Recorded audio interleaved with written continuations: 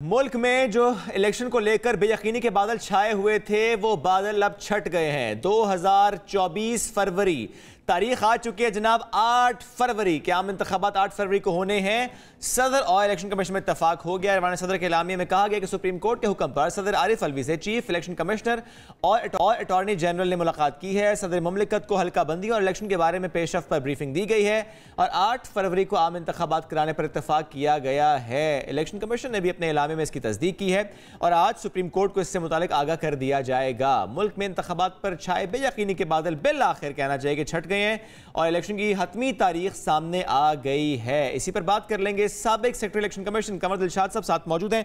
कंवर साहब बहुत शुक्रिया आपने हम न्यूज़ को वक्त दिया। कंवर साहब सबसे पहली बात तो यही करना चाहेंगे 8 फरवरी क्यों, चूंकि पहले ये खबरें ये भी सामने आई थी कि 28 जनवरी से मुतालिक बात हो रही है, लेकिन ये अचानक से 8 फरवरी क्यों?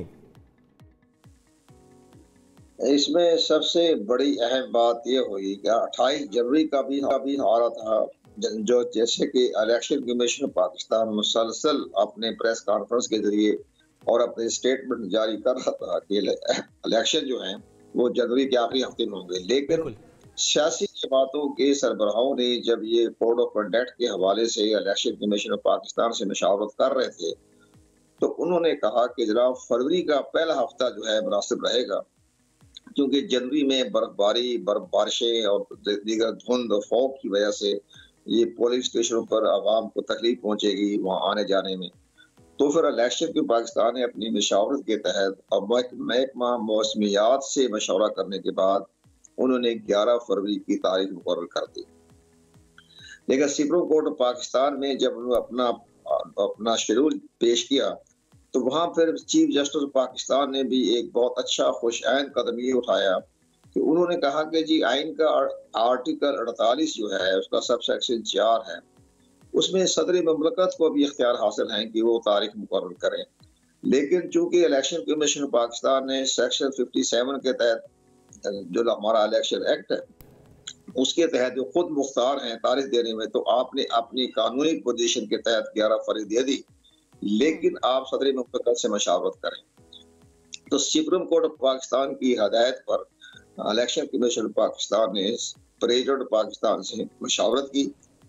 उस मशावरत में अटॉर्नी जनरल पाकिस्तान भी शामिल थे और वहाँ ये तीनों जो हैं स्टेक होल्डर वहाँ बैठ के फैसला हो गया कि भाई 11 फरवरी तो होती, तो इसका मतलब ये था कि सदर मुमलिकत ने इलेक्शन कमीशन की तारीख को तस्लीम कर लिया। तो उन्होंने कहा कि 8 फरवरी रख दें। तो सदर मुमलिकत की हाकमियत को बरकरार रखने के लिए उनकी बालादस्ती कानून में जो दी गई है उसके तहत वो है बिल्कुल दुरुस्त फैसला हो गया 8 फरवरी। इसमें प्रेसिडेंट पाकिस्तान की मशावरत भी हो गई, इलेक्शन कमीशन पाकिस्तान की भी मंजूरी हो गई और सुप्रीम कोर्ट ऑफ पाकिस्तान के हुक्म की तामील हो गई। तो ये बहुत अच्छा एक हमारे इंतखाबी तारीख में एक अच्छा एक अनोखा वाकया तो हम नहीं कह सकते, लेकिन बहरहाल एक बेहतर फैसला हो गया। अच्छा कंवर साहब, इससे पहले क्योंकि जाहिर है जब बातचीत चल रही थी कि सदर मुमलिकत को इख्तियार हासिल नहीं है और यही कहा जा रहा था कि सिर्फ इलेक्शन कमीशन को इख्तियार हासिल है कि वो फैसला करे और इलेक्शन की तारीख दें, फिर कल जिस तरह से ये अमल हुआ है तो ऑब्वियसली उस पर क्वेश्चंस तो उठ रहे हैं कि अब अचानक कैसे सदर मुमलिकत के इख्तियार दोबारा से सामने आ रहे हैं कि जी उनका भी इख्तियार था, वो भी बैठे और उनकी मुशावरत के साथ उनके कॉन्सेंट के साथ तारीख दी जा सके। ये पहले क्यों फिर ये बातें हो रही थी? इसमें हमारी जो साबका पार्लिमानी हुकूमत थी, जो साबका पार्लियामेंट ने जो सेक्शन 57 में तरमीम करके इख्तियारात इलेक्शन कमीशन पाकिस्तान को दिए, तो यहाँ वो तनाज़ा खड़ा हो गया क्योंकि वो एक्ट का हिस्सा था। एक्ट नीचे होता है और आइन का जो आर्टिकल है 48 सब सेक्शन 4 उसमें सदर मुमलिकत को इख्तियारात है कि जब असम्बलियाँ डिसॉल्व हो जाएं तो फिर वो प्रेसिडेंट पाकिस्तान तारीख देने के मिजाज है। तो यहाँ ये एक कॉन्फ्लिक्ट पैदा हो गया, तनाज़ा पैदा हो गया। सदर मुमलिकत ने कहा कि तारीख मेरे पास आईनी इख्तियारात हैं, इलेक्शन कमीशन पाकिस्तान ने कहा कि हमारे पास कानूनी इख्तियारात हैं।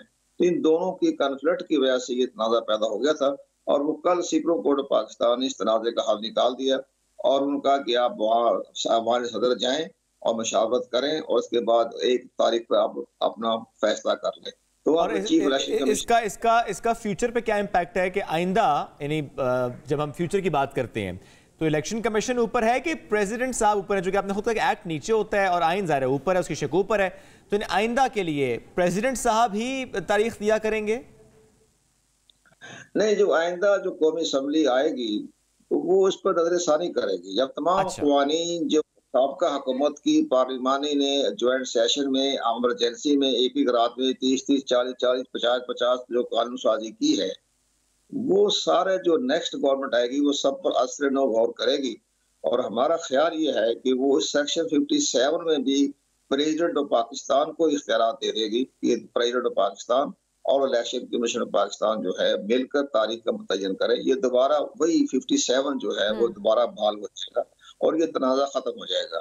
तो ये तो मेरी समझ में नहीं आ रहा था कि साबका पार्लिमानी जमात ने जो है क्यों इसमें तरमीम की, बिला वजह तरमीम की, और वो इलेक्शन कमीशन की मतराजा बनाया। इलेक्शन कमीशन भी जो है वो भी दो राय पे खड़ा हो गया। इलेक्शन कमीशन ने कहा कि हम कानून की जो है उसके मुताबिक हम तारीख देने के मजाज हैं। प्रेसिडेंट ऑफ पाकिस्तान ने कहा जी आइन के आर्टिकल 48 के तहत मैं खुद मुख्तार हूँ तारीख देने में। तो ये तनाज़ा पैदा हो गया जिसकी वजह से आप पीटीआई की बात कर रहे हैं? नहीं, मैं पीटीआई की बात नहीं कर रहा। मैं ये कह रहा हूँ कि सदर मुमलकत को कहा कि आइन की आर्टिकल 48 के तहत सदर के इख्तियारात थे, लेकिन इलेक्शन कमीशन ने कहा कि सेक्शन 57 के तहत हमारे इख्तियारात हैं।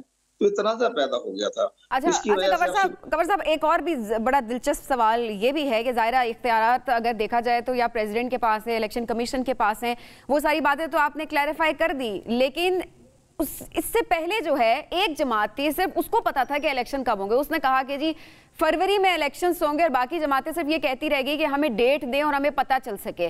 तो अगर ये फैसला इलेक्शन कमीशन का है या प्रेसिडेंट का है तो फिर एक जमात में पीएमएलएन की यहाँ पे बात कर रही हूँ, उनको कैसे पता कि इलेक्शंस जो हैं वो फरवरी में होंगे? नहीं, तो देखो जी, सियासी जमातों का अपना थिंक टैंक होता है, वो अपने सियासी स्कोरिंग करने के लिए इस तरह के सियासी बयान दे रहते हैं।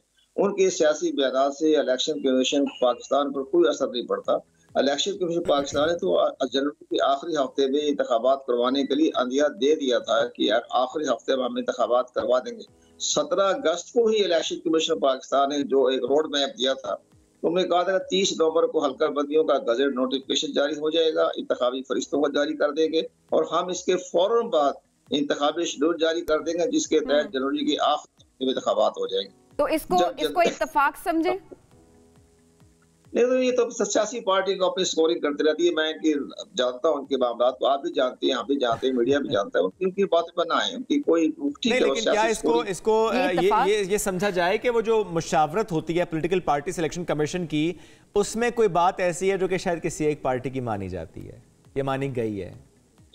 मैं बताता हूँ। उसमें होगा जब ये आइन में, कानून में, आइन में सियासी जमातों से मशावरत का जिक्र नहीं है। अच्छा, इसलिए अगर सियासी जमातों से मशावरत करेंगे तो कभी इलेक्शन की तारीख मुकर्रर हो ही नहीं सकती। हर जमात की अपने नहीं, ये लेकिन फिर अब जो डेट आई, जो पहले 28 जनवरी की बात हो रही थी, फिर 8 फरवरी पे बात आके रुक गई, वो मुशावरत के बगैर तो नहीं हुआ ना, वो तो मुशावरत के साथ हुआ है। ये प्रेसिडेंट पाकिस्तान के साथ। अच्छा, सियासी जमात राय दी थी, सियासी जमात राय देने की बजाय राय ली गई। अच्छा। उन्होंने राय दी थी कि और हो सकता है नून लीग ने राय दी। और काफी पहले ऑपोजिशन लीडर जो हैं राजा रियाज साहब, उन्होंने भी कहा था हमारे बड़ों ने फैसला किया। जब उन्होंने कहा कि इलेक्शन फरवरी में होंगे, उनसे पूछा गया कि आप इतनी यकीन दहानी के साथ किस तरह से बात कर सकते हो, तो उनकी तरफ से ये कहा गया कि हमारे बड़ों ने फैसला कर लिया। जी हाँ, दुरुस्त है। इसमें सियासी जमातें राय दे सकती है, सियासी जमातों को राय देने का हक हासिल है।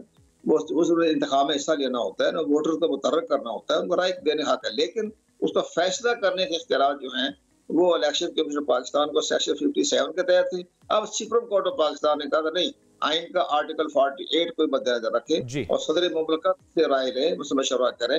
उनके भी जो है आइन ने ताफ़ुल दिया हुआ है, आइन ने इख्तियार दिए हुए हैं, तो दोनों मिलकर। ठीक है, अब आगे कोई और रुकावट तो नहीं है? आज से लेकर 8 फरवरी तक दरमियान में ज़ाहिर है एक प्रोसेस मुकम्मल तो होना है, हल्का बंदी पे एतराज़ात से मुतालिक चीज़ें आगे बढ़नी है, लेकिन उसके अलावा भी चूंकि ज़ाहिर इस वक्त पार्लियामेंट अधूरी है, अगर हम देखें ज़ाहिर नेशनल असम्बली नहीं है, तो 254 की तरमीम की बात भी होती है सामने। कोई और रुकावट इस वक्त आपको नजर आती है किसी भी सूरत में, या कि नहीं अब सब कुछ क्लियर है और कोई धुंध नहीं है, अब मामला आगे बढ़ेंगे? चीफ जस्टिस ऑफ पाकिस्तान के रिमार्क्स को मद्देनजर रखें उन्होंने कहा कि इलेक्शन कमीशन पाकिस्तान और पीरियड पाकिस्तान जो तारीख देंगे वो पत्थर पर लकीर होगी, उसको कोई तब्दीली नहीं होगी। अब इन्होंने दोनों ने मिलकर फैसला कर लिया, अटॉर्नी जनरल भी पार्टी भी उसमें आगे स्टेक होल्डर में, तो फैसला 8 फरवरी को हो गया। 8 फरवरी को इंतखाबात हो जाएंगे। मैं इस पे कह रहा हूँ कि बदगमानियां जो हमारे पास एक प्लांटेड लोग करते रहते हैं, मैं उनकी रहनुमाई दे देता हूँ। 8 फरवरी को इंतखाबात हो जाएंगे। 14 दिन का इलेक्शन कमीशन को आर्टिकल 223 के तहत कौमी असम्बली और सूबाई असम्बली इजलास तलब करने की इख्तियारात हैं। ये 25 फरवरी तक पूरी पार्टी, पूरा सिस्टम जो है, नई इलेक्टेड गवर्नमेंट आ जाएगी 25 फरवरी तक, और मार्च के पहले हफ्ते में सेनेट के इलेक्शन हो जाएंगे और मार्च के दूसरे हफ्ते में सदर मुमलकत का इलेक्शन हो जाएगा। ये तो पूरा साल ही इलेक्शन का साल है, इसमें कोई तब्दीली नहीं आएगी। मौसम भी बेहतर है और बसंत का महीना है, सारे मामले ठीक हो जाएंगे।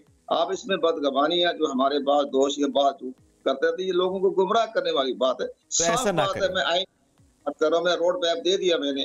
ठीक है, रोड मैप आपने दे दिया, लेकिन जाहिर है एक शेड्यूल आना बाकी है इलेक्शन कमीशन की तरफ से भी। बहुत शुक्रिया कमल दिलशाद साहब हमारे साथ मौजूद